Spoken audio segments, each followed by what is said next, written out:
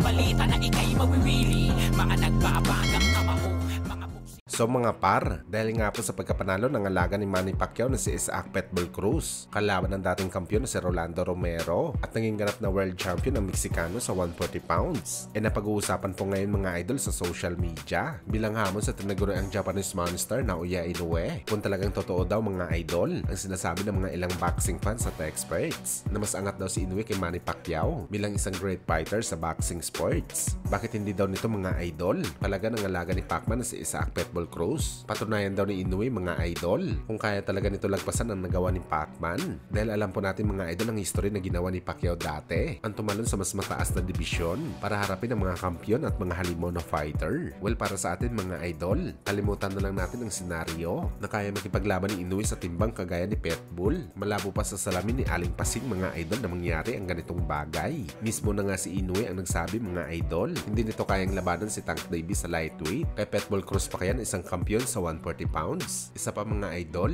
magkaiba po si Pacquiao at Inoue, ang Pinoy legend na kilala dahil sa abilidad nito na pag-akyat ng dibisyon simula sa flyweight hanggang sa naging kampiyon ito sa junior middleweight. Si Inoue naman focus na maging undisputed. Kumaga mga idol, focus ito na magparami ng titulo kaysa kay Pacman na kung may opportunity na makakuha ng titulo sa mas mataas na dibisyon, ginagrab ka agad ni Pacman. Kaya kagaya ni Tank Davis mga idol, isang fantasy fight lamang ang Pitbull Cruz kontra kay Inoue. Mas realistic pa mga idol sabihin natin na maglalaban si Naoya Inoue at ang ating kababayan si Mike Magsayo dahil hindi masyado magkakalayo ang kanilang timbang. Nagbigay na rin po ng interes si Magsayo sa laban kay Inoue sa isang catchweight sa 129 pounds. Halos 7 pounds lamang ang idadagdag ni Inoue, which is hindi talaga ito mahirap sa kanya mga idol. At ito talaga yung magandang laban. Bakbakan talaga ito ng dalawang power puncher at posible matulog ang isa sa kanila sa laban.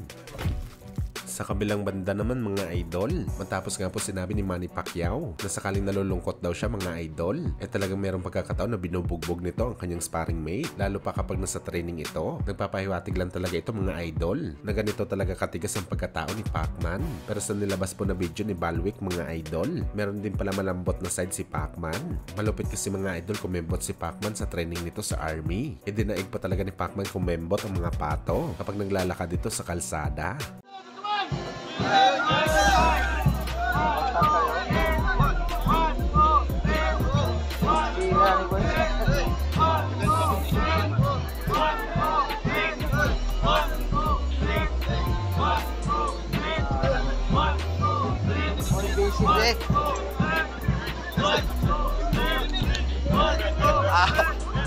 Ang chika na oy.